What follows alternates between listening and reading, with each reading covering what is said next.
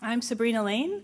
I was invited by NCPI and Battelle for Kids to kick off this first panel session at the conference, and I am, in the rest of my life, the Chief Program Officer for Educator Quality at Learning Point Associates, an affiliate of the American Institutes for Research.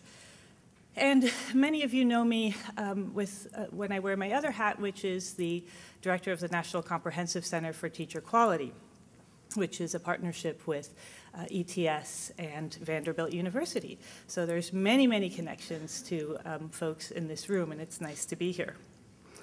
The TQ Center has spent the last 18 months working on developing resources to help states and districts in particular with understanding what constitutes effective teaching and how to go about measuring it, which I'm sure was part of the reason for the invite today. The plan for this morning's panel is the following. I'm going to spend just a few minutes. Awesome. The PowerPoint is there. By the way, if you don't know this, there are wizards up there in the room above in the sky who are going to be cueing us on the technology today. So hopefully that will work for everyone. So I'm going to spend a few minutes setting the context for this presentation, providing a little bit of an overview on what's happening nationally.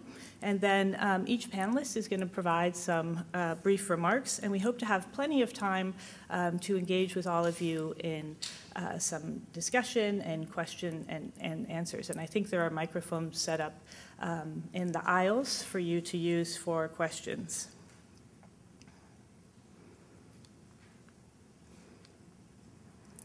Okay, so why measure teacher effectiveness? That's really why we're here. Some of you may remember late last spring, there were two national magazines that came out around the same time that had very different covers. One was the cover of Newsweek that had an image of a kind of old-fashioned blackboard on it, and over, scribbled on the blackboard, it said, "We must fire bad teachers, we must fire bad teachers." How many of you remember that cover? Awesome. Ed Leadership, just a week or so after that, I'm not sure how they had gotten insight into the Newsweek cover, came out with a similar cover, but instead written on the front over and over again on the blackboard was, "We must support good teachers." So historically, evaluation systems used in schools and districts have not really led to either of those outcomes. And the systems we're building today fall somewhere in the middle.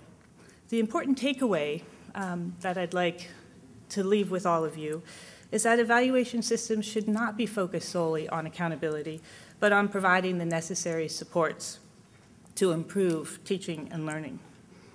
Today's panel participants represent key thought leaders and practitioners working to understand which measures of teacher effectiveness lead to robust evaluation systems that improve teaching and learning.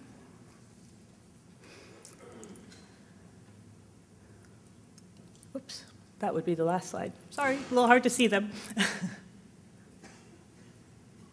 Okay, so how did we get here?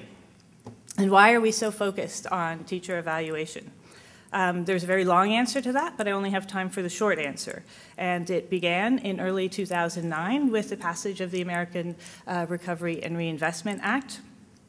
And in the 4 goals in the American Recovery and Reinvestment Act was a particular emphasis on effective teachers for all students, but very specific language about how to go about identifying effective teachers through better teacher evaluation.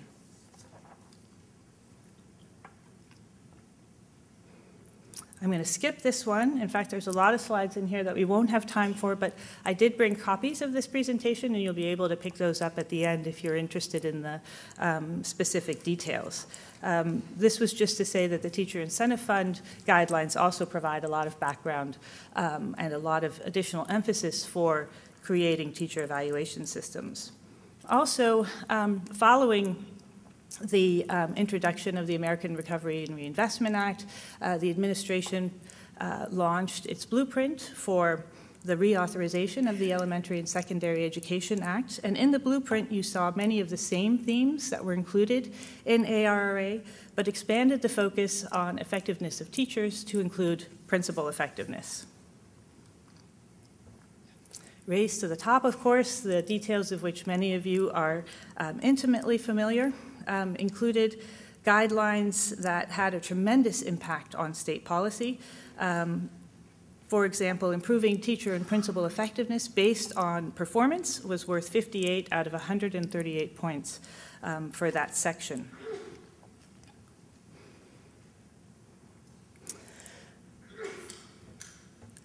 The next few slides are the result of an analysis of the Race to the Top application, the first round of Race to the Top applications that was conducted by folks at the Council for Chief State School Officers and Learning Point Associates, and in particular look at some of the trends that emerged from these applications related to evaluating teacher effectiveness. For example, 18 states passed legislation related to teachers between 2009 and 2010.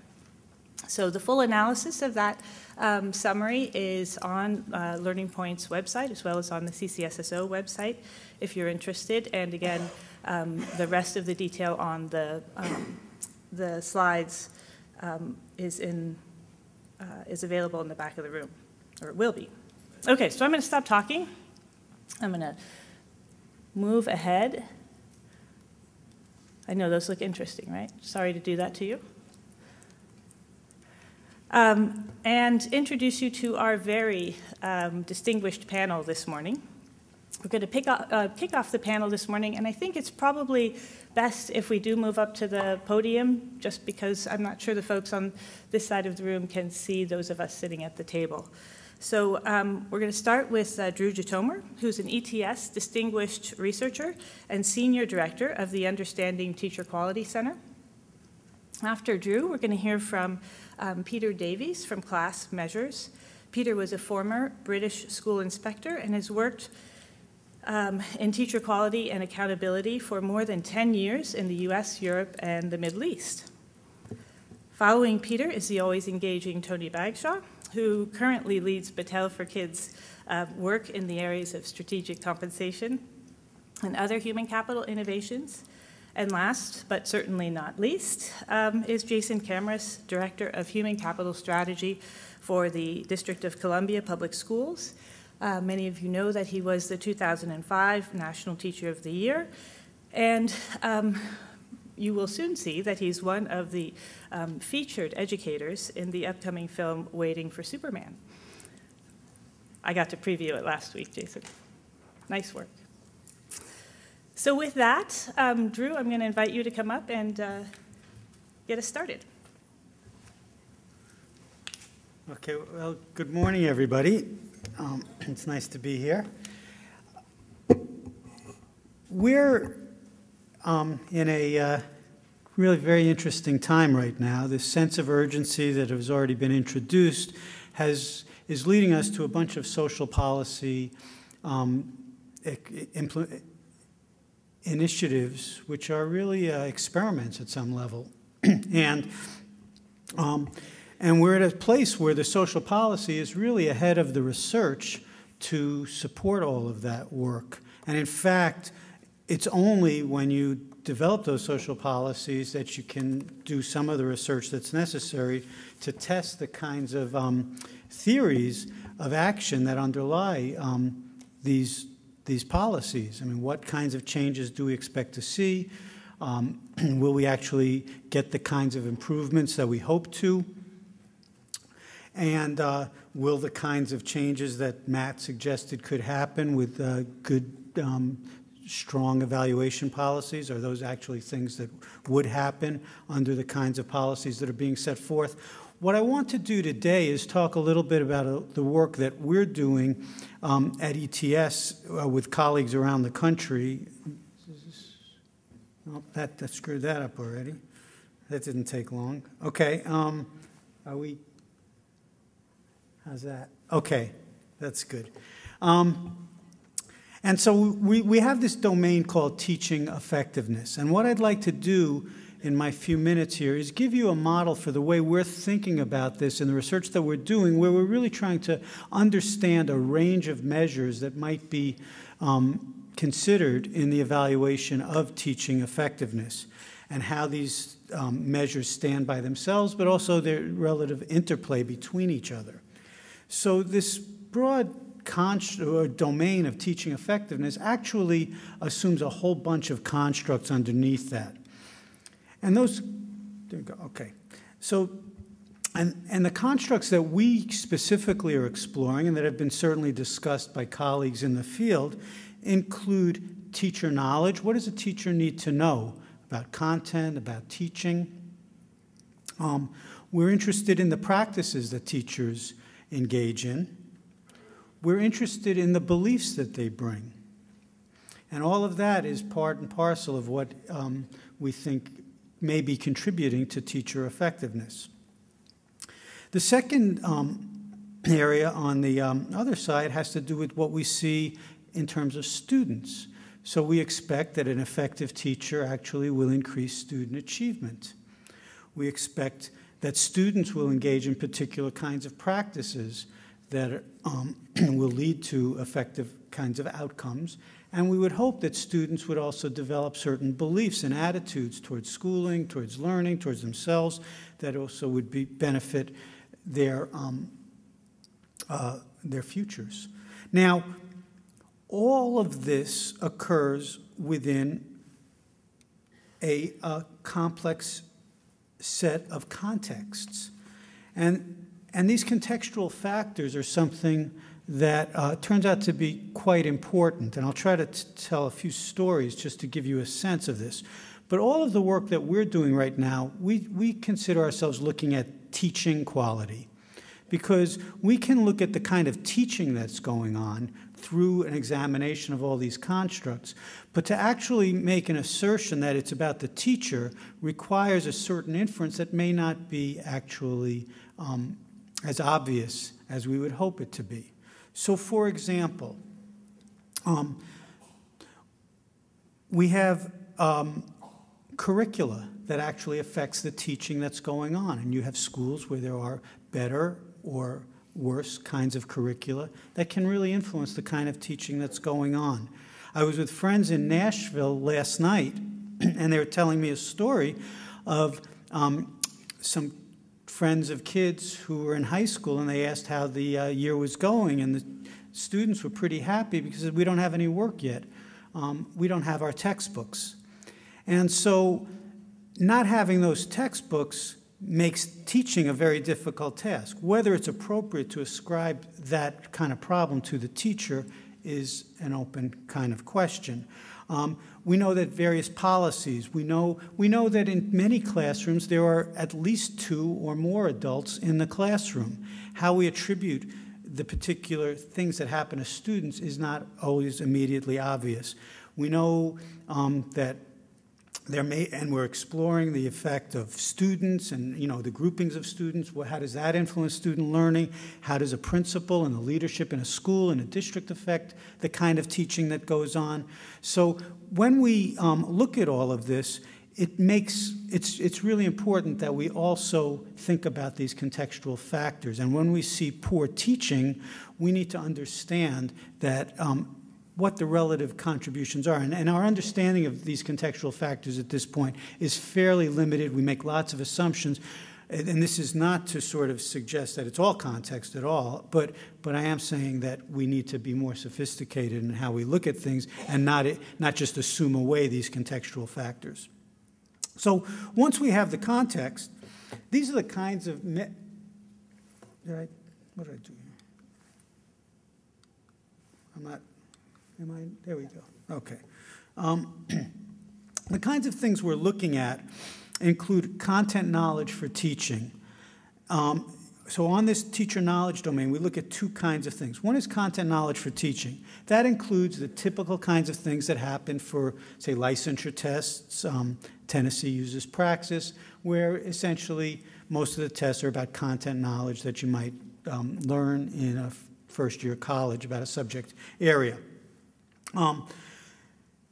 But we're also exploring now this idea of content knowledge for teaching, and this extends out of the work that Deborah Ball and colleagues at University of Michigan have done, where it says, what is the particular knowledge that somebody needs to have? How is that knowledge organized in order to teach?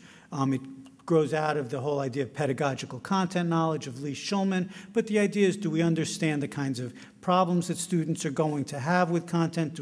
Can we break apart the content in certain ways to make it accessible to students? Can we make instructional kinds of choices? Can we take into consideration characteristics that the students might bring to the task? So we are developing assessments that extend beyond just content knowledge into this content knowledge for teaching. We're also interested in knowledge of teaching. Can people look at practice and make considered decisions about the quality that they see? Can they recognize quality of different types? In terms of teacher practices, we're doing a lot of work in terms of observations. We are going in live and also videoing classrooms, and we're using a number of different protocols to try to get a handle on what's going on in the classroom. We also look at assignments, classroom artifacts. What are the cognitive demands that teachers are placing on their students? We're interested in teacher beliefs, and so we have instrumentation that looks at how do teachers view learning. Do they view it as something that's in their control to support students? Do they think that it's sort of inherited and sort of destiny, or that in fact they can have an influence on student outcomes, and that turns out to be something that has historically been quite important. We're also interested in their perceptions of what's going on in their schools. On the student side, we're interested in student achievement. We're using value-added measures based on student achievement scores, but we're also using some pre- and post-test measures for some of our studies in particular subject areas, and we think that overall it's going to be a real challenge for us to develop other kinds of student outcome measures that are acceptable and credible and allow us to make estimates of the kinds of contributions that teachers are making to their student outcomes. In terms of practices, we're interested in what we, again, are looking at artifacts and observations. And all of the protocols that we use don't simply look at what the teacher does. One of the frustrations about evaluation as historically practiced is that there's always the risk of, is this a dog and pony show? Did the teacher come in and did the principal come in and the teacher's just putting on their best little show and it's not really representative of their practice? The protocols that we use, in fact, pay a lot of attention to what students do, and I think that the risk of sort of gaming it like this is pretty low, because if kids haven't had a discussion all year long to all of a sudden say, today, guys, I want some rich interchanges, it doesn't happen. You know, what you're seeing in that 45 minutes you're observing, and a lot of you are, been in classrooms far more than I have, you're seeing routines that have been developed over long periods of time. And so we're looking at what the kids are doing. It's not just that the teacher asked a good question, it's what was the uptake by the students. We're interested in the artifacts in terms of what do they do with these assignments, what kind of work and thinking do they produce. And we're interested in the beliefs that students have and their perceptions about education and learning and those sorts of things. So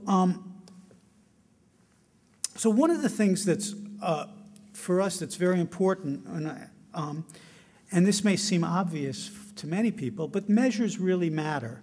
And a lot of the policy rhetoric doesn't really attend to that as much as I think it needs to. So if we have a measure of student achievement, it's a measure of student achievement. If we have an observation measure, it has an observation. But actually, each of these measures has a theory underlying it about what we think is important and how we look at things. They're different lenses. And you come to different conclusions, actually, about what you're seeing based on these. And we know in a variety of different kinds of analyses that you actually do come up with different conclusions and tell different stories. And, of course, they also have different qualities of the psychometric qualities about how well they do whatever they're attempting to do. So what we're doing, let me quickly tell you, we have several research projects in which we are trying to look at a range of these kinds of measures and look at their intersections. And typical approach is to go into classrooms multiple times over the course of the year, code these interactions using a range of protocols, some of them intended for students of all grades and all subject areas, some of them very subject-specific. We're looking at student assignments, we're looking at knowledge, teacher knowledge and the beliefs, we're estimating value added, and then we're looking at the relationships within and across these measures. We finished up one study's data collection, we're in the midst of data collection in the 2 other studies. Some of the big questions that we're looking at are how do these different measures, examined separately and together, help us understand the strengths and weaknesses of teachers, their practice and impact on students? And then we're particularly interested in what the relationship is between measures designed to apply to all content areas and those designed for specific subjects. And we think this is, while there's a certain attraction to having something that's general, obviously it becomes more efficient, we are concerned and studying the relative kinds of information because we know how important subject knowledge is and subject mastery is to actually the kind of teaching that goes on in classrooms. So with that, I'll move to Peter. My first school was a dump. I started teaching in inner London in the 1960s, and when I arrived, my head of department unlocked the door and opened it, and I walked in. I was an English teacher. I saw a battered grey cabinet against which somebody had obviously been pushed with considerable force. I opened it. There were no books. I asked her if there were any books. She said, "No, I think the last teacher took those." There was no curriculum. There was no scheme of work. Such things didn't exist. And there was certainly no evaluation. She handed me the keys. She said, "Get 'em in, sit 'em down, lock the door. Don't unlock the door until the bell goes." Now, had evaluation been part of the system, I think I'd have done quite well. Because actually, I had the knack of good classroom management. It was the only school, thank God, I ever saw the principal apply corporal punishment to 2 boys at once with a cane in each hand and the 2 boys side by side. I think he must have been a very good ambidextrous squash player. I want to start by telling you another story, which I hope provides some imagery for us as the conference goes on. I want you to go back. I think stories are important. I want you to go back to rural America, perhaps 100 years ago, or my own country, rural Wales, 100 years ago. A keen and already accomplished student of carpentry wants to be an apprentice maker of farm gates. The student craftsman learns from the master, making mistakes, being corrected and shown the right way by modeling the master a part of his apprenticeship. Many a gate that doesn't hang well must be evaluated, rehinged, perhaps reconstructed. Eventually, the student's guided practice and keen observation of well-made gates leads to mastery, and the farmer knows that his stock is safe, the gate hangs well. Nowhere along the way was the apprentice negatively evaluated for a failed gate. Sure, in the early days, some gates failed, and the apprentice reflected on the errors, looked at other gates that worked, sought advice. Sure, the farmer was mad when his stock got loose, so he should have been. Here is imagery, helpful, I hope, as we think about recruiting teachers, preparing and licensing them for different possibilities. Different possibilities of preparing and licensing them. External and formal, external and informal, and integral and self-reflective. My own contribution will focus on the idea that the more sophisticated the setting, the closer becomes the teacher to becoming their own self-evaluator.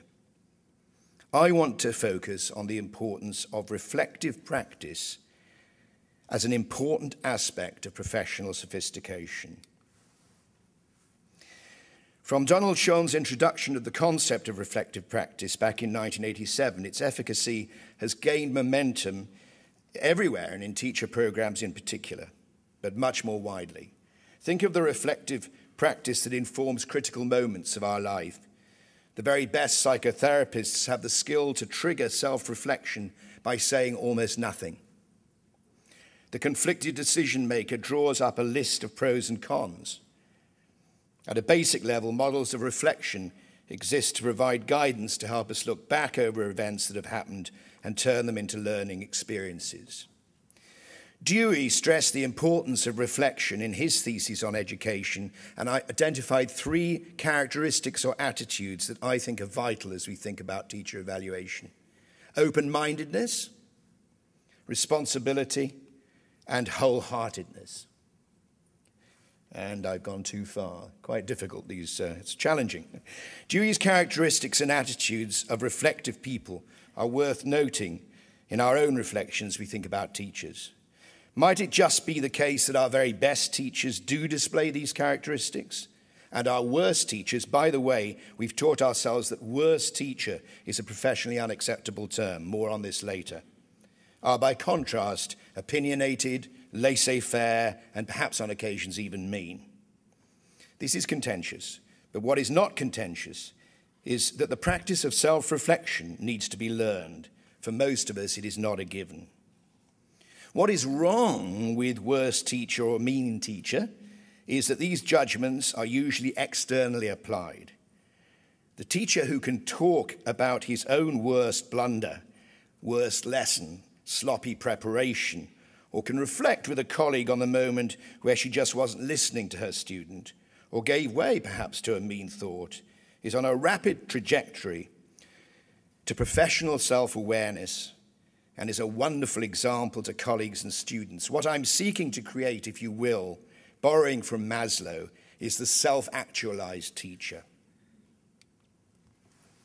Now, my trampoline or my springboard, I want to draw on my experience and that of others to describe some of the practices that effectively create this culture of teacher self-reflection and teacher integrity.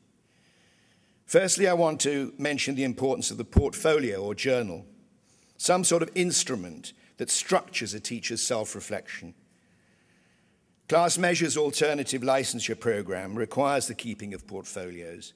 Many teachers take this very seriously. Some believe it's a waste of time. But over time, the number who believe that this reflective practice has been highly important has increased. Between 2004 and 2007, 64% rated the portfolio as an essential part of their integral program. Between 2007 and 2010, that rose to 73%. To quote one, "It made me think about what I was doing, what was important and what wasn't. The good portfolio records inspired moments and their products, inspiring people and their ideas, inspired practice that's become embedded in colleagues' classrooms. Observing others, modeling, talking, and seasoned, successful veteran teachers reading books they recommend are all recorded in the portfolio. These are all part of developing inspired, personal, reflective practice. Secondly, I want to mention the importance of observed classroom instruction in the pursuit of personal reflective practice. It's already been referred to. It's absolutely essential. Not the head round the door, "Nice job, Mrs. Smith," as the door closes almost as quickly as it opened, but some of the most advanced and sophisticated lesson observation practices internationally. The double observation now being conducted by Ofsted inspectors in the UK. The carefully orchestrated pre- and post-conferencing for observing the instruction of perhaps a career changer with limited taught pedagogical skills. The video recording of lessons to be shared with colleagues, peer observation, and in some schools, students as young as 7th grade acting as lesson observers. I went to a conference not so very long ago, and 5 girls came up to the podium to present on just this. And they said to the audience, who had clickers, how many of you, they were 8th graders actually, how many of you would feel happy having your lesson observed by a student? 17% only said that they would be happy with that. The children then presented what they'd done, showed the training that they'd had within the school, and the sort of observations they'd been done, and the conversations they'd engaged with in teachers, and then invited the audience to click again. 83% thought it to be valuable.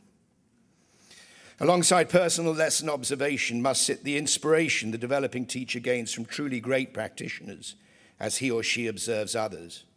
Then there is the informed practice involving the relationship with a local university or college of education and with teachers of merit who've been identified from within the school. Next is the contribution of collegial activity to the teacher's reflective practice. The professional learning community in the school needs to be the strongest representation of professional culture, and in good schools, it's quite formalized, becoming a community of continuous inquiry and improvement. The concept's not new, and its efficacy is well proven. The intense collegial practice of Japanese lesson study falls into the same category. Extensive research shows us that there is more variation in the quality of classroom instruction between classes within schools than between schools. A number of programs exist to promote professional reflection through whole school practice. The Tribal Educations Group has an outstanding data-rich record of turning schools around in some of the poorest areas of the UK. At the centre of their inspirational school programme and supporting collegial reflection is Navigator, part of a new generation of software developed by the group that actively engages teachers in developing their own professional skills and knowledge through collaboration. Through the use of Navigator, teachers become committed to sharing their learning and their ideas for advancement in a variety of ways with colleagues. They engage in establishing their school priorities, lead learning inquiry, and actively work towards developing their professional skills and knowledge through collaborative reflection. I'm going to move forward because of time, and I'm going to close by saying that in these well-documented examples that I referred to, there is the need for the skilled guiding practitioner. And here is my image of the gate going right back to my first story. What we need are those who can provide initial teachers and teachers in the first years of their career in particular with the context for this professional community. Practitioners being developed through schemes such as the Metro Nashville's Career Development Institute, the London Borough of Ealing's Lead Research Practitioner Institute, and we need what I regard as being something of the ancient idea of the guild, with ever-increasing levels of pedagogic mastery to which teachers aspire and membership of which attracts substantial financial reward.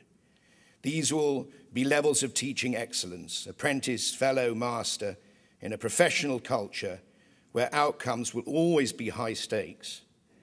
I believe such a model can provide the structure for collegial work, self-reflection, and transparency to flourish, and provide clear indicators to the teacher, him or herself, of readiness to progress to the next level of mastery and reward. It is essentially a constructivist approach. The trick will be not undermining the professional trust of teachers at each level because of the financial thresholds associated with advancement to each level. Thank you very much. Good morning, everyone. I'm Tony Bagshaw, and I'm the Managing Director of Human Capital at Battelle for Kids, which most of the time means that I stay out of the way and let a lot of really good people do a lot of really good work. Hopefully, when I'm done this morning, you won't think that we should have adopted that this morning. All right, I want to see a show of hands. How many people were practicing educators in 86, 87? I think I see a few people who may have been watching Barney in 86, 87. I want to dispel a myth. It's an absolute myth that we did not have data. Usually I'm loud enough. How about that? Better? Okay. It's an absolute myth that we did not have data to evaluate teachers in 86, 87, which was my first year of teaching. Don't send kids to the office. I don't want to get too many parent phone calls. How many sports are you going to coach? That was the data we used. The problem is none of that data had anything to do with whether or not anybody learned anything. And I agree with Peter. I thought I was a pretty good teacher, but if you asked me for absolute evidence that I moved kids, I wouldn't have had any. And that is not a trivial shift in this work that we're doing. If you guys don't mind, I'm just going to go ahead and speak and leave the slides as they are because it's a little distracting to kind of keep up with where you are in your presentation. This is a story really about 22 districts in Tennessee that came to us actually before the legislation started in Tennessee and said, will you help us redesign a teacher evaluation system? And I think what you'll find informative and interesting about this, first of all, I think it's interesting because typically when we think about the ability to create your own evaluation system, you think about, I see my colleague John Barker over there from Memphis, you think about a larger district that has people that's their job. And these districts were all much, much smaller.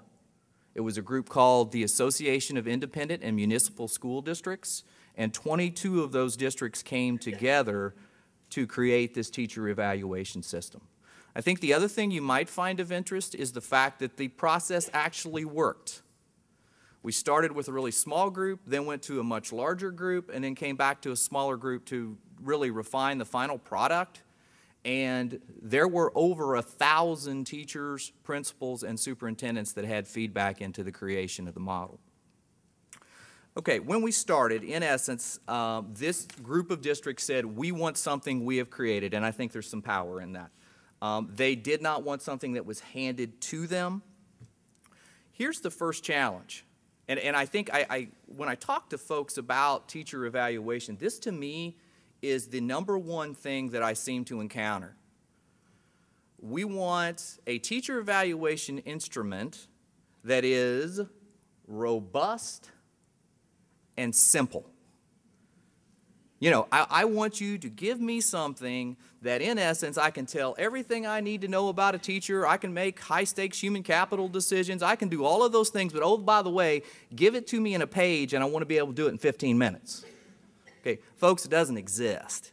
And I think when you're working with districts, I think you have to put that on the table, that there is a constant tug of war between how robust this is going to be and how doable this is going to be. I'm not going to talk much about data accuracy and attribution because there are some really good breakout sessions here on that exact topic, but I just bring it to everyone's attention because the notion that we are attributing data accurately to teachers, which is where this is headed, we need to be very, very careful about that because there are things occurring in our data systems that may not make that true. Probably the biggest challenge we faced when we started talking through the model and started thinking about this were, okay, what are we going to do about the professional development, which we broke into 3 buckets. There's the actual model itself. There's the process to implement the model. And then I see my colleague Michelle Means-Walker sitting here, who's a longtime HR director, who will tell you unequivocally, when we get down to the end, and if we are going to make high-stakes human capital decisions around this, most of the time it comes unraveled because someone did not comply with what the legal requirements were to do the actual evaluations. They didn't hit a deadline. They didn't hit a form. And I find there's a ton of practitioners out there that need serious help in that area as well. Probably the area that we struggled with the most is this notion of inter-rater reliability. And I used, when I was talking about this the other day, I was with a pretty young group of educators, and I made some comment like, oh no, they got an 8.7 from the Russian judge. And my oldest daughter, and they didn't smile or laugh and didn't think it was very funny. So I sort of stopped, and my oldest daughter said, well, Dad, let me give you a better one. If you're on American Idol, okay, it really depends on whether you got Paula or whether you got Simon. Okay, so that's kind of the notion of inter-rater reliability, and one of the things that we have real concerns about as we work through this. I think one of the greatest opportunities that is before us in teacher evaluation is if we are going to move to systems where we are going to embed the objective data in the evaluation, and clearly we are headed there. What happens when the objective data conflicts with the subjective judgments that are made by the administrators doing that evaluation? We've never had that before. Okay? Do we have a process to handle that? What happens if I evaluate 9 people? I say these 5 are fantastic, these 4 have really struggled, and then we get the student growth data back or perceptual data or all those other things we're using, and that doesn't match the judgments that I have made. Now, I think that's a great professional growth opportunity, but folks, that's going to be a real challenge in the system. One of the other things that I hear a lot in working with practitioners is the notion of time. And I think that is absolutely legitimate. Folks, if we think that Mrs. Jones is going to quit calling the school because Johnny didn't make the basketball team, okay, we're delusional. All right, those things still occur. Principals still have all of the things that they have had to do historically to do in schools. And as we reframe that into more of an instructional leadership role, I think we do have to be sensitive to time. Once again, it's back to robustness and how many observations are we going to do. One of the things that I hear often to solve that problem is, well, we'll just go ahead and we'll pull people out of classrooms. We'll take some of the best of the best of the best and we'll let them help with the observation process. I think that's a great idea. But anyone who's ever spent any time in HR knows that costs money. And one of the challenges that we seem to be running into is we're trying to shoehorn a more robust system into a system and use the exact amount of resources in terms of time and money. And frankly, I just don't see that that's going to work. One of the things that we did not address in this process in Tennessee, for those familiar with the TEAC committee in Tennessee, the notes are publicly available. If you have not read those, I really encourage you to do that. There's some great stuff available there, and you can kind of read through some of the struggles that they have had. By law, where TVOS is available, teacher level value added data in Tennessee, it has to be 35% of the teacher's evaluation. The other 15% has to be other student data. They are really, really wrestling with what is that going to be and what does that look like. But everyone is going to wrestle with that same question for non-graded folks like music and art and PE, et cetera, all the other 69% we know. I encourage you to keep an eye on what they're doing because I think they will solve some problems that could be informative for the rest of the country. Here's the process we used to design this.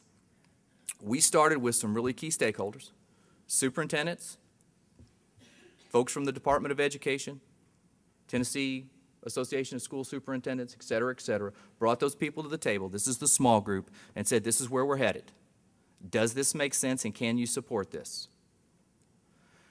Once that process was done, we created reflective questions. We did a robust study and sent that out to all the practitioners. All the practitioners were then able to read all of that, put them through a process. That's where the 1,000 folks had the feedback. Then we brought all of those folks together representing those districts. There were about 75 of them, refined that down to the things they were most interested in a model, created that model, and then used some feedback loops to get it into the process. Okay? It's really founded on a lot of Charlotte Danielson's work, ended up being a lot of Eagle County's work we used, informed the process as well. We are going to have a breakout session later if you are interested in more information about the topic. Final lesson learned. There's no free lunch in this. And if we're going to do this better, and believe me, we do need to do it better. I absolutely believe in that. It is going to take more time. It's going to take more resources. And we're going to have to commit to that as a profession. Thanks. Good morning. So the teacher in me does not want to talk long because my students cannot sit through much more, I think. So I will be very, very brief. My name is Jason Kamras. I lead our teacher human capital work in Washington, D.C. I taught in Washington, D.C. for a number of years, middle school math. And now we are working in the school system to transform a lot of different things, our human capital work in particular. So very briefly, last year we implemented for the first time our new teacher evaluation system. It's called Impact. I have a session later today all about it, but to be brief, it does include a value-added metric. It does include rigorous observations both by principals and by external subject expert evaluators. We rolled this out system-wide all across 4,000 teachers this past school year. I will tell you that it had some pretty dramatic results. So first and foremost, led to a real focusing of our professional development efforts. For the first time ever, our teachers actually knew what we wanted them to be able to do in their pedagogical work, and we aligned all of our professional development towards that. Also, on the high and the low end, it had pretty dramatic impacts as well. We removed 5% of our workforce as a result of the evaluation system, and we put another 10 to 15% on notice that if they don't improve this year, they will be removed as well. On the high end, about 16% in about 4 weeks are about to receive bonuses anywhere from $3,000 to $25,000, and the opportunities to increase their base pay if they continue to perform at a high level by $20,000 and $30,000 annually. I'm going to stop there, and I hope you all come to the session. Thank you. I'd be curious, and I'm sure the audience is as well, to hear from a few of you about your thoughts regarding the current state of the art in teacher evaluation, and to what degree you think formal evaluation systems can or should be tied to performance-based compensation. We certainly heard in the last remarks from Jason that DC has moved in that direction, so it's being done. But let's hear a little bit from the panelists about some of the challenges with making those connections. I'll shout. I started briefly by talking about my experience in a dump school in London. The reason I went to that school, having come with a good degree from Cambridge University, and my friend said to me, "You're mad going to teach in that downtown school," was number one, because the British government at that point in time had put a huge injection of resources into rewarding teachers. So that was a big factor. But a much bigger factor was that I, in my heart, wanted to make a social difference. My father had said to me, whatever you do, do something that contributes to humankind. So, I think that balance is something that we have to keep in mind, and we do as we proceed in this work. The trick is actually getting the balance right. Tony? Is this on? Okay. That was one of the criteria that we used when we created the model, that it had to have utility in the strategic compensation system.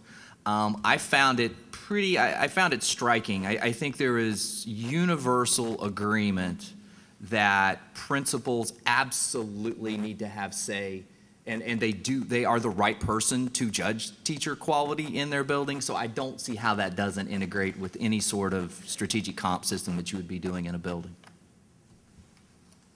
Anyone else want to respond? Yeah, I think, am I on? Yes. Yeah, okay. I think there are really two questions there. One is, should there be evaluation within a system? And I think it's hard to argue against that. I do think that one of the challenges, and we heard Tony talk about reliability. We heard Peter talk about certain things. One of the issues is that reliability is not just a psychometric kind of challenge. It's really saying, is there a common understanding of what teaching is? And can we have So it's not an idiosyncratic kind of process, which I think has plagued us for years and years. So part of the challenge is to say, can we really, when we talk about something, that reliability is really a marker that, in fact, we're talking about the same kinds of things and we see things in similar kinds of ways, whatever the system decides to be of value. But it's different than a purely constructivist model, which says, it just grows up. I mean, if we're going to try to influence the system, I think this is one of the drivers that's out there. It's this push to have some common understandings of what's important. The idea of, though, the incentive piece, I think that's an empirical question that ultimately is going to take some time to sort out. And, and I think the whole idea of performance incentives in other workplaces, I mean, there's lots of different studies about those kinds of things. There's different issues. And I think it's a complicated sort of question that is a bet that people are placing, and we'll see. I just want to add 2 brief points about the compensation piece. So one is that, I'm not at all convinced, and I don't think the research even supports, that these compensation systems are great incentives for improving practice. And that's not really how we view it. We view it more as a recruitment and retention device, and I know the research is still mixed on that as well. I think in part because the levels have not been at very dramatic levels where they may make an actual difference, and we're hoping that we have some new data in DC that may change that. Just to give you an example, I had a teacher who was rated our highest category, highly effective, and because of a number of other factors, he's going to wind up with a $25,000 bonus and the opportunity to increase his base pay if he continues at that high level quite significantly pretty soon. And when I told him that he was rated this, like literally he almost cried. He's been teaching for 15 years, and he gave me a hug, and he said, I can't possibly work any harder than I've already worked, but the fact that you are giving this to me demonstrates that you actually give a damn about what I'm doing, and that makes a huge difference to me. And so that's why we're doing this work. And we've already, the day we announced our bonus system, the applications to be a teacher in DC increased by 300%. So that's the first point. The second point is, sure, teaching, it's not about money. I didn't go into this profession for money. I'm sure most of you who are here didn't go into this field for money. But money matters. And anyone who says it doesn't, it just is not being real with you. And I think we have this real problem in education, this culture of martyrology, right? That, I do it, bless my heart, because of the goodness in my soul. That ain't gonna cut it. We need people who are here who want to do the work and know it's tough and are professionals and get the training they need and are compensated the way they should be. This is not charity work. This is a profession. And that's why I think compensation is important. Go ahead. Yes, I'm sorry. I'm Kimberly Fundino from Lebanon, Oregon, and I have a question for the panel. If you're familiar with Daniel Pink's work on motivation, we this year are focusing on the idea that it's not about the student behaviors, it's about the adult behaviors, and our compensation model that we're working towards rewards teachers. They earn points by engaging in professional development activities, continuing education, et cetera, and then those points then allow them to access an additional salary schedule that is on the side. We do not change the base salary because they can stop taking the side money if they stop developing. The minute you increase a teacher's base pay, then they can stop growing. It's kind of like a student. The minute they say, how many points is this worth, it's no longer about the learning, it's about the points. Whereas when we say, what have I learned and what can I do, then it becomes a different issue. So I'm just wondering about motivation and base pay. I'm not personally familiar with the work. I guess my only concern about that system is if they went through all that training, how do we know if it actually did anything for the kids? And so I wouldn't want to be giving out money for adult training that we don't actually know affects student outcomes. That would be my only concern. Yes. Hi, I'm David Sigler from the Annenberg Institute, and I want to borrow from Tony's comments and direct a question to you, Jason. You talked about what happens when we actually do high quality, or try to do high quality evaluation in a district that involves also measuring inputs and looking at student data to measure outputs. and what happens when we ever get a case where the two don't agree.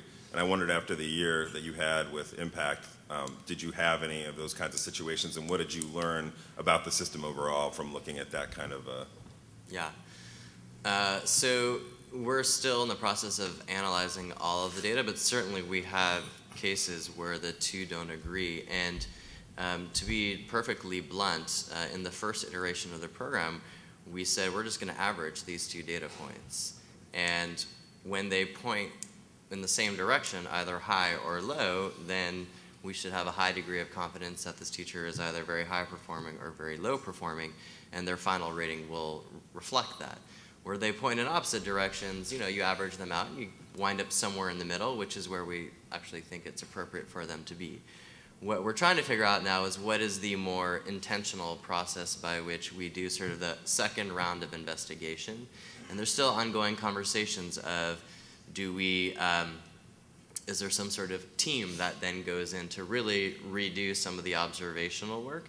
And do we look at the data then over even a longer period of time to understand, might there have been some, some anomalies that year, or what the case may be. So it's an open question, but the way we dealt with it initially was just to average these two data points, knowing that the person would wind up in the middle, meaning their job is secure, there's no high stakes either end, but it gives us time for further reflection and examination.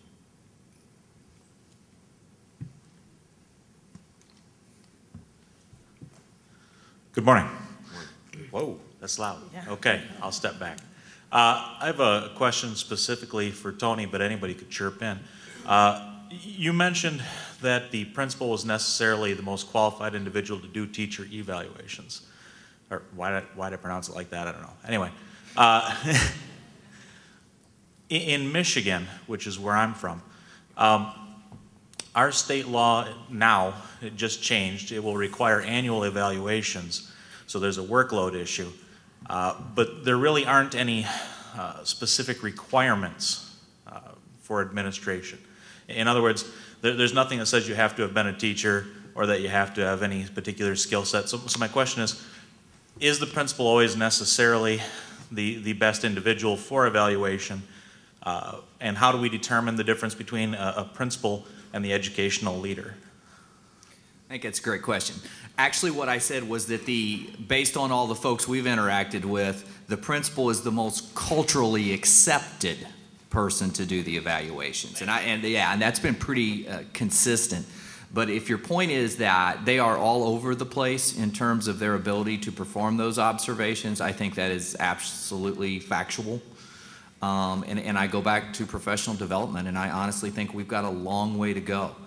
In terms of teacher leaders participating in that, I think there is great promise in that area for the profession. I think one of the things that we're really going to have to think about is the formative aspects of evaluation versus the summative aspects. And the formative, I'm not sure I'm convinced that the same person can do those. I think we're asking an awful lot for me to walk in as the principal and say, hi, Mrs. Smith, bare your soul, tell me all the things you're not any good at, I'll help you grow, and oh, by the way, I'm going to decide whether you work here next year. But I think there's great promise there. I'd just like to add to that I think the distinction between the formative and summative aspects of evaluation is absolutely vital. And my whole thesis was that the formative evaluation piece become as rich and as reflective as possible.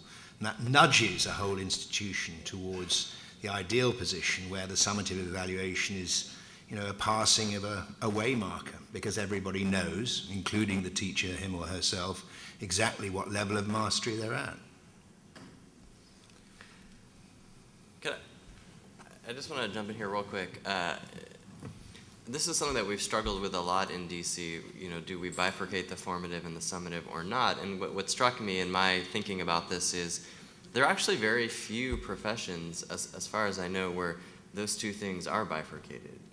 In my work at the central office, I'm evaluated by the same person who, is responsible for making sure that I continue to improve.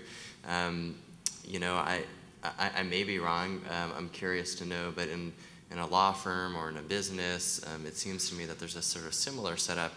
And we don't necessarily have this answer because we have both going on. We have both the principal providing sort of formative and summative, but we also have instructional coaches who are doing a lot of the formative work as well.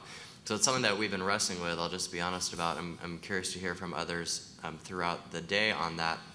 But I do worry that this, again, I'm going to go back to the sort of, you know, I feel like we infantilize teachers too much, and this is a problem, right? Like, why can't the person who is sort of responsible for your job also be the one who's responsible for developing you? I'm not sure that's the right thing, but I do worry about this constant, like, needing to treat teachers with kid gloves because they might break. See, just to continue the debate, Yeah. I don't think the two are contradistinct, Okay. but I think they have to be differentiated. If that's not too subtle a distinction. I understand. Yeah. There are two different things.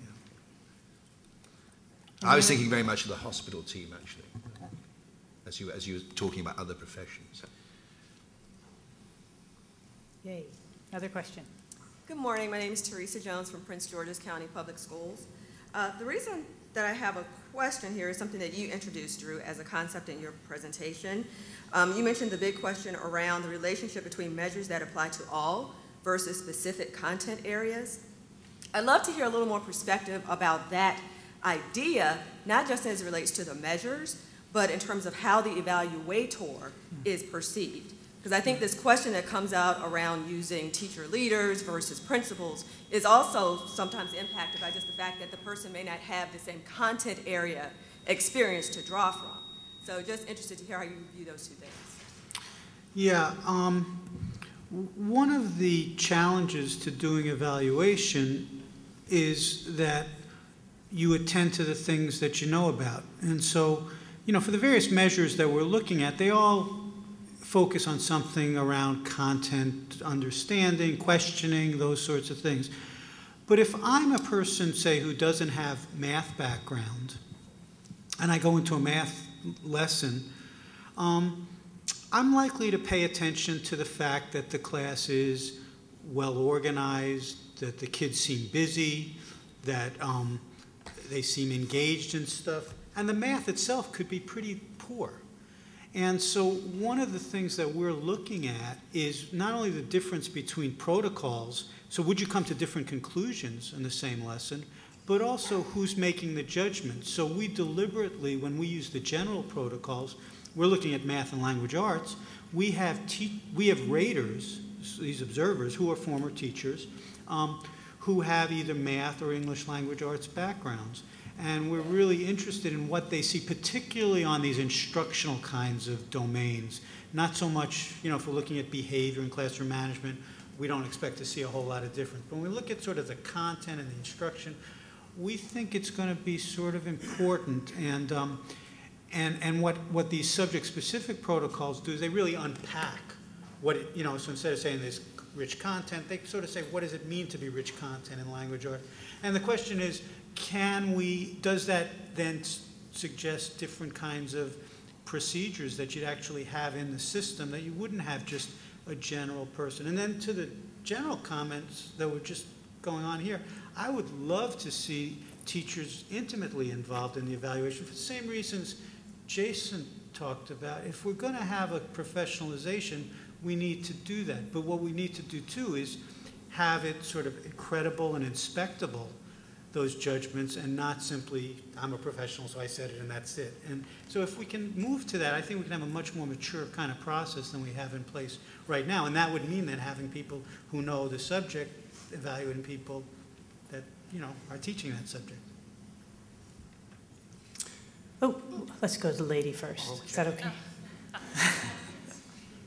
Go ahead. Good morning. You're next, promise. I'm Cindy Simonson. I'm from Anacortes School District in the state of Washington. And I noticed that you talked about an increase in teacher applications. So that was some data that you've been collecting. You also talked about different measures of trying to figure out how to measure teacher effectiveness. And I'm wondering about the research that's been done that connects an incentive process on improving the teaching and the academic performance of kids that are already in the system.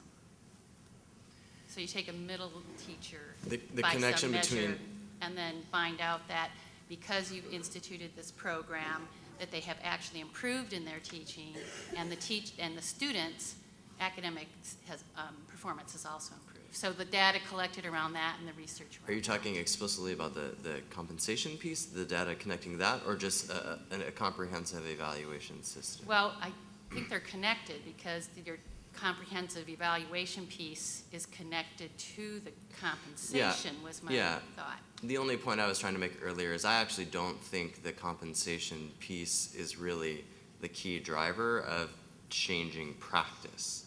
I think the key driver of changing practice is clarity of expectations around what we believe good teaching looks like. What are the skills and the behaviors and the mindsets that we want our teachers to have, and then what support we provide behind that to help them improve on those if they are found to be struggling in one or more areas. And so that's the distinction I was trying to make.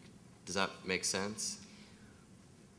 Right, so I'm wondering, you say that's your belief, and I'm wondering if there's been research and data collected around that. So I have a lot of beliefs so as we're well. So we just literally have the first year of data as of a month or so ago. So we're in the process of analyzing all that, and over the course of the next year, we'll begin to be able to determine, what changes do we see. I will say that the data on professional development ain't so hot.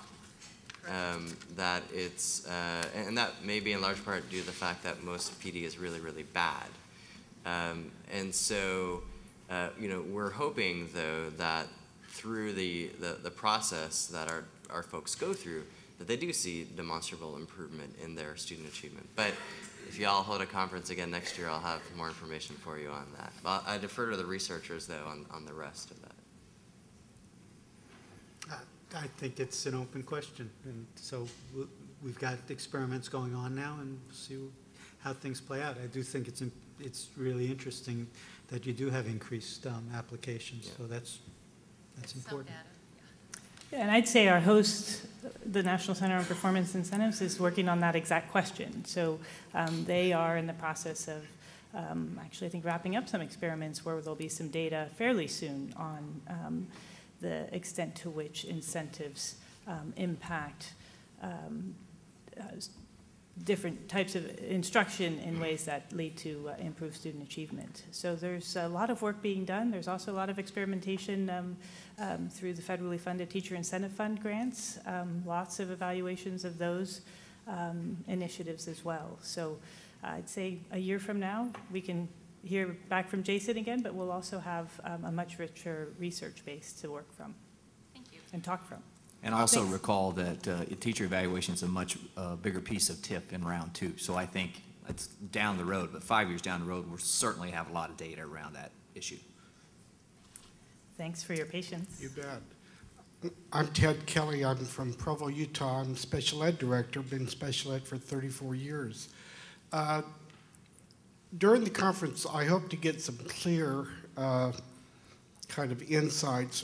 One of the been a little bit of confusion from what I've heard from a number of you relative to the role of the principal. In the old days, they were known as the educational leader. It seems like it's morphed into school manager. But even though they're among our highest paid, what is the role of the principal if they're not to be evaluators or to be mentors because we want it to be friendly or nice or not threatening? What is the role of the principal in this process? Are you asking me directly? Anybody. Anyway. Does anyone else want to chime in? Go ahead. As I said earlier, I think that in terms of the culture, I think they have to be the primary person to drive that in terms of making those decisions. I don't see any other person that would do that. I think they need some more skills at times and some more professional development to do that well, and I do still think they have a lot of other hats they wear. But I think they're the key person. It's that last piece. They have many other hats, so there's always an excuse for effective evaluation to not be finished.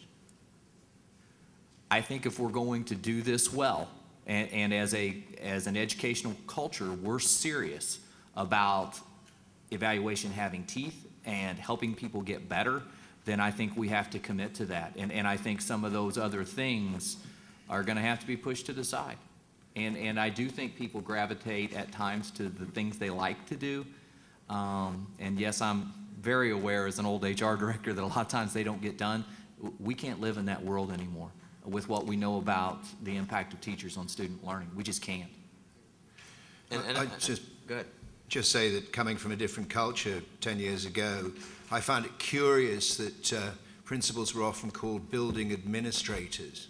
The idea that they didn't actually have very much to do with the teaching, and that teaching happened in silos and was a private affair. Having come from a culture where we call the principal the head teacher, the head teacher in British schools actually has risen to that point in his or her career by being a very good teacher. And I think it's essential too that is quintessentially part of the skill set. The only thing I was going to add is, from a management perspective, schools are fundamentally silly enterprises in the fact that, can you think of any high-functioning organization where you have 30 direct reports to one manager? I can't. And so, yes, department chairs help a little bit sometimes, and lead teachers and all that, but we need to be, I think, a lot more intentional about how we use the adults in our building, in particular the teachers in our building, to distribute leadership. There's just no way one adult can effectively professionally develop, evaluate, support in a comprehensive way 30 people, let alone the custodian and the secretary and the business manager, et cetera. I think we only have time for one more question. Sorry. Yes, my question was around how do you determine how long, when you give this evaluation and maybe there's a negative or a need for improvement, how long do you give that individual to improve? I noticed in the DC example, some teachers, 5% were let go this year, whereas another 10 to 15% were put on notice.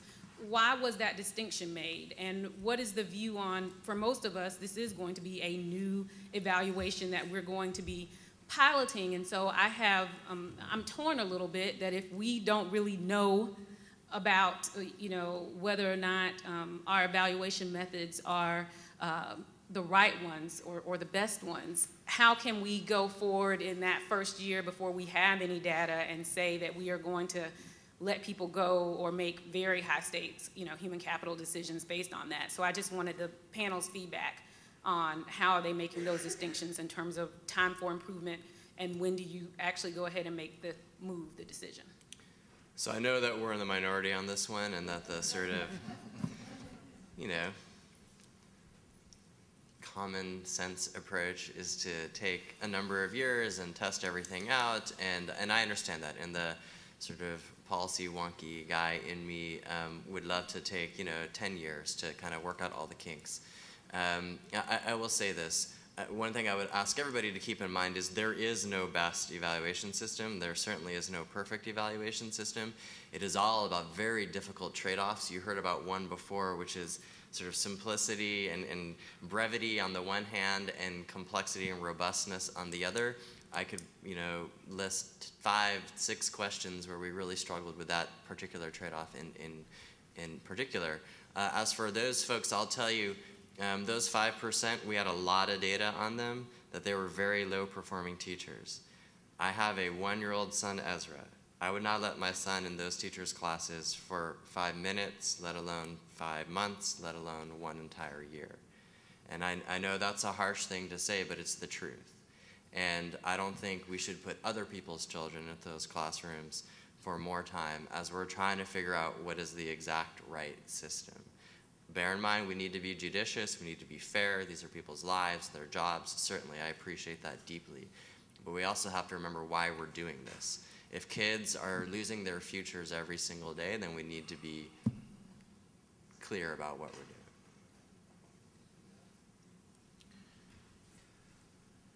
Did anyone else want to take it? I think as we get more measures, and I think they're being developed all the time, and even some of the non-cognitive measures, and we can start because in essence what you're trying to do is you're trying to soften the measurement error, okay? You're not trying to make a snap judgment on a single piece of data. And I think that will give us more measures in a single year as this unfolds, which I think will help with that issue. But I think there's always going to be that tension between, being fair to the individual and being fair to the kids that sit in that classroom every day. I think related to this is the importance of gatekeeping at the beginning, and I hope that's something we're going to end up talking about. News broke last week in London that the British Department of Education is considering putting in a scheme whereby any undergraduate student, any bachelor's student who gets only a third-class degree, which is our lowest level of degree, will not have funding to support going into initial teacher training, based on the pretext that, if you get a third-class degree, you're either not very bright or you're lazy. And we don't want either not very bright or lazy people in our profession. So, the gatekeeping is also very important so that we don't actually get to the position that you're referring to. Drew, final word. Yeah, I think it's important in all of this to differentiate two things. One is that we're working awfully hard on these different kinds of measures to give us better sense of what's going on. But what Jason just said suggests that there's something else that's going on here, and that is that we're using some of these systems not because they give overwhelming evidence, but they give sort of courage, will. They challenge the system in certain ways that, in fact, if you could walk into these classrooms and know that these teachers were just not doing their job and the system somehow has not addressed that problem, we're trying to also develop ways of getting inside that in certain ways. And if we don't address that fundamental sort of problem, that there is an issue of will here, that there's a sense of trying to come to formulas because of some deficits in the system itself. And ultimately, for an effective system, I think we've got to confront that.